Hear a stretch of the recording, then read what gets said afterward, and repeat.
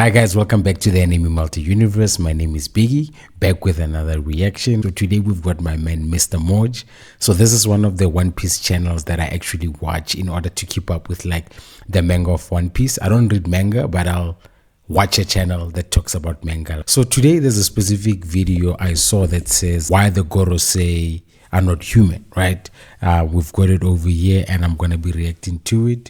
One thing I will say about Moj, dude, this dude, when it comes to like crafting these theory videos, great. I think one of the biggest downfalls of my man was probably about Wano. You know, he had such a great, you know, about the raid failing. I can still remember that happening, which it never happened, but it was great seeing like the theory he had actually outlined for One Piece. So we've got another one, and I'm not gonna lie, you know, Moj has gotten some stuff right.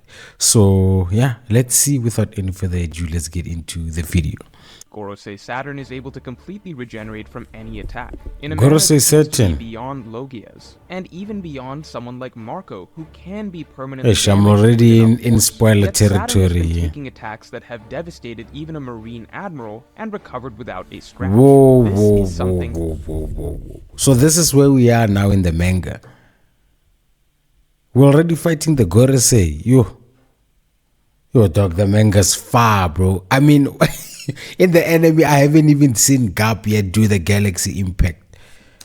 completely unseen before in One Piece. And the simplest answer would be that maybe Saturn is the product of the infamous immortality operation. After all, besides being able to recover from all damage, we also saw that Saturn was exactly the same age and appearance 40 years ago at God Valley. The character seems to be immortal. And while it could easily be the case that all 5 of the Gorosei are simply particularly loyal servants of Imu who each had the immortality operation done on them over the centuries, there is a far more intriguing and sinister possibility that a lot of evidence points to, which is, what if none of them were I ever love human the in faces first they place? chose. What if instead of being celestial dragons who were promoted and granted the immortality operation, what if Imu really is the only immortal celestial dragon in the world, and instead all 5 of the Gorosei are simply his creations? What if the Gorosei genuinely are completely inhuman monsters, as has been hinted at, demonic creations of a malevolent god, designed to be similarly eternal and unkillable in order to carry out his bidding? The 3 questions that you need to ask yourself before we begin breaking this down is, would Imu really have allowed any other celestial dragons to have been made immortal? Why are the Gorosei's abilities based in demonic rituals rather than traditional devil fruit powers? And finally, how can the Gorosei communicate with each other telepathically? So to begin with, let's examine These that guys first can question. edit Would though. Imu have allowed other immortal beings to exist? Would he simply have allowed some other celestial dragons over the centuries to also get this immortality operation? To be clear, I definitely think it's possible that this is the case, as immortality surgery would be the most straightforward answer as to how Saturn is able to survive all of this, and how he was the same appearance 40 years ago. And it's entirely possible that Imu chose 5 celestial dragons to serve him forever, and had them each undergo the immortality surgery. However,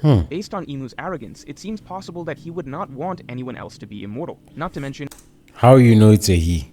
Possibly a she, you know?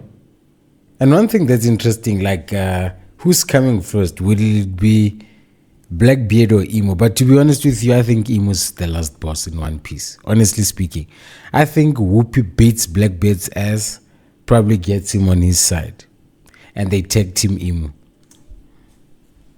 it could be a threat to his own powers if he had 5 subordinates that were all immortal themselves. On top of this, what exactly would be the process of a celestial dragon being chosen for immortality surgery? We see that even the most powerful and capable celestial dragons like Figarland Garling are not turned immortal and made into Gorosei, but are rather made a part of the Holy Knights. And someone like Figarland Garling, simply based on what we've heard, the similarities to Shanks and the implied duel with Whitebeard, was certainly strong enough to be a member of the Gorosei, yet was never promoted. So in that case, maybe it's because the Gorosei have So what? the These royal guys from Shanks' family, they come below the Gorosei.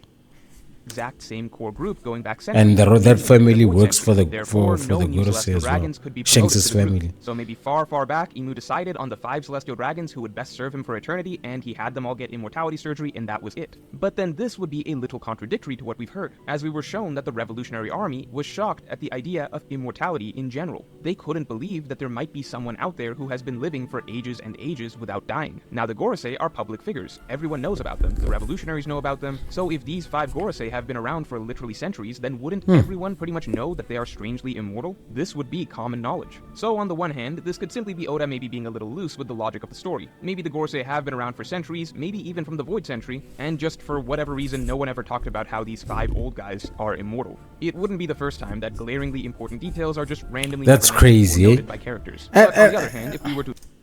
And you know what, dude? Speaking about like the Void Century, like this better be one hell of a reveal. This better be like one hell of a reveal. Like the law dog around the Void Century. Assume that things are supposed Better to pay make off. sense, then that would mean that the Gorosei have not been around for literally centuries. So maybe they're not immortal celestial dragons going far back through history, but rather they're creations by Imu himself, puppet-like servants that Let me switch on the lights, bro. manufacture on a whim that That he looks maybe better. cycles out every 100 years or so. See, what's interesting is that Saturn's ability seems to allow him to transform into the Ushi-Oni, a yokai with an ox's head and a spider's body. Sabo also mentions when he sees the transformed Gorosei that it is as though he's landed in hell itself, suggesting that all the Gorosei are similar monsters to Saturn. The panel of the Gorosei chasing Sabo does seem to be something straight out of a nightmare, and Indicative. that finally leads to the potential of Imu's own abilities. If Luffy's Devil Fruit, which allows him to bring all of his ridiculous imaginative ideas to life, could essentially be called the Dream Fruit, then perhaps in direct contrast, Imu's fruit The Nightmare. the Nightmare Fruit. Imu's rule, after all, has been framed as the long night that the world needs to be awakened from. And considering the visual portrayal so far, Imu having the power of people's fears, in contrast to traditional devil fruits which carry the power of people's dreams, could be symbolically fitting. And all of this is to say that if Imu has the ability to bring people's nightmares to life, then what if that is precisely what the Gorosei are?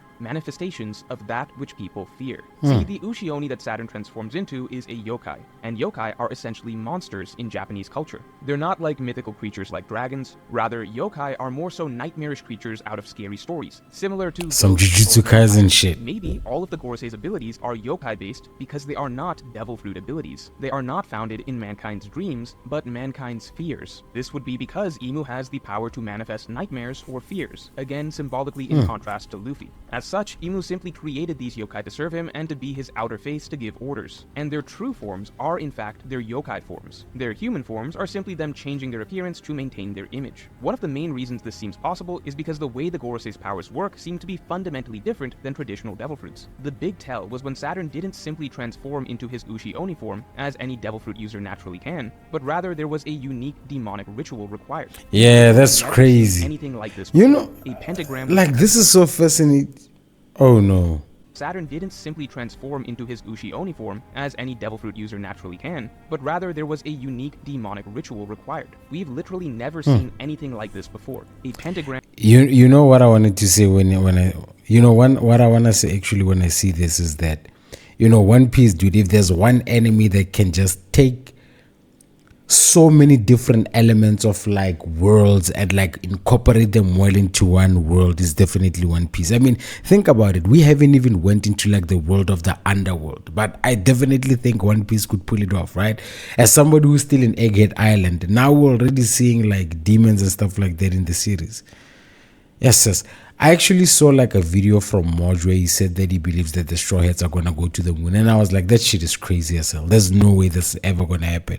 But like now that I'm seeing all this stuff after Wano, yeah, I believe anything is possible in this was drawn series. up, from which Saturn was summoned in his demonic yokai form. There is nothing similar to this in all 1100 chapters of One Piece. Not a single Zoan fruit works like this. And what's more is that literally all of the Gorosei seem to function in the same way. They can be summoned. Ayo. And damn, why are these manga panels so clear? The quality of manga that I see online looks trash, bro. If I was to read manga and like this on my PC and the size was this big and this clear, I could probably pick up manga.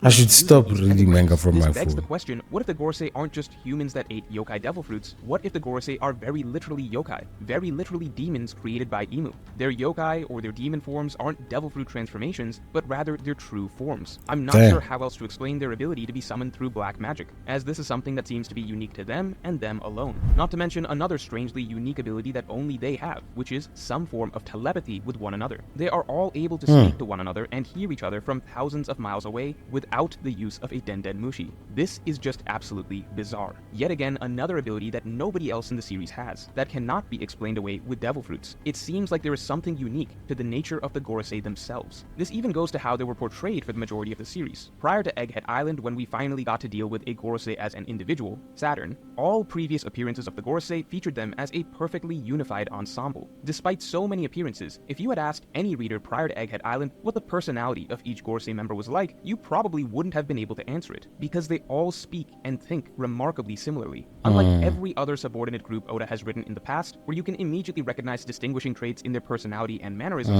the Gorosei have always felt very homogeneous and unified. And funny enough, speaking about like the personalities, it's like something that Oda does deliberately, right? When he introduces like a group of like pirates or whatever, he definitely makes it a point to flush out that these people are different. The bloodthirsty one, the lazy one, the leader, the calm, etc., etc. Uniform as a group. Even just reading all of their dialogue, it can sometimes feel like a singular string of consciousness musing to itself. There is rarely actual dissent or disagreement, just considerations and mulling over various angles of thought. There isn't even any sense of hierarchy among them. No one talks down to each other, and no one is propped up above the others. Again, a stark contrast to all other subordinate groups Oda has ever written. Combine in the fact that they are telepathic with one another, and it does feel increasingly possible that they may in fact all be puppets in a way, beings created to serve the will of their creator. Interestingly, they do literally refer to Imu as the creator. I wouldn't necessarily read too much into this line, as it could imply that Imu is the creator of the world that we see. As I talk about, so this is what y'all have so far about Imu. But at the same time, it's entirely possible that the Gorosei refer to Imu as creator because he is literally their creator. And finally, and most interestingly, is that the possibility of the Gorosei being puppets created by Imu fits perfectly symbolically in the Egghead Island arc, as this parallels the concept of Vegapunk and his own manufactured clones. The idea of a single being who has created manifestations of his own consciousness to carry out tasks and do his bidding is nothing new. Dope. As this is the fascinating. Damn. So that's the foreshadowing. Pella, you know Oda's crazy with the foreshadowing that we learned about at the start of the arc. What if this concept of Vegapunk that was revealed to us was just a preview of the truth behind the god of the world, that Imu and the Gorosei function much in the same way as the Stella and his satellite bodies? Not to mention, this plays into some very interesting theories regarding the potential betrayal of one of the Gorosei. While you can learn more about it in this video, readers have speculated that one of the Gorosei will ultimately defect and betray Imu, as a parallel to the story of Doflamingo and his seats, with Doflamingo once having 5 seats: Virgo, Pika, Diamante, Treble, and Corazon, before Corazon betrayed him, leaving Doflamingo with only 4. This would of course yet again play into the themes of Egghead Island, that ultimately rebellion, even by one's own creations, is simply inevitable. Who rebelled? One cannot suppress free will. A lesson Vegapunk of course learns as one of his own satellites, York, betrays him. Of course, this is all heading into deeply speculative territory at this point, but the main point remains that the very arc that we are finally delving into the Gorosei and their true nature as the subordinates of Imu is the very same arc that the concept One of Piece is Vegapunk and moving his now. satellites is a centerpiece of the storyline. Taking into account the inexplicable history, longevity, uniformity, and seeming invincibility of the Gorosei, as well as their strangely unique powers involving black magic, summoning, and telepathy that don't fall into traditional devil fruit abilities, and the framing of the Gorosei as seemingly nightmarish monsters and genuine yokai rather than humans, the possibility that the Gorosei are in fact something completely unique and inhuman in the One Piece world, not celestial dragons at all, but rather creations of Imu himself, becomes terrifyingly likely. So let me know if you believe the Gorosei are human or Imu's creations in the comments below. And if you enjoyed this video, then definitely like and subscribe. And if you want to hear what I believe the future of the Gorosei in the story will be, then you can get my extended thoughts on my weekly podcast by supporting me on Patreon. Link in the description below. Hey, more jump broke, dog. Hey. But I'll definitely give you that like, hey, bro, great theory. You know, again, how the hell do these guys come up with this thing? And, you know, it's quite interesting. You know, I watch anime, you know. I don't read manga. But, like, I wonder what even goes into like the thought process of somebody that reads manga and like puts these kind of things together. How often do you like read manga in order for you to put these things together, you know? But yeah, I don't know if they're demons or not, but I mean, the man made a compelling case. But the one thing that I will say, Doc, when it comes to like integrating different worlds, One Piece is at the fucking top, okay? But yeah, that's it for the reaction. If you enjoyed it, please leave a like, leave a comment in the comment section. Let me know if you agree with Mr. Moj. Subscribe to the Anime Multi Universe for more content like this. And until next time, I'm out of here.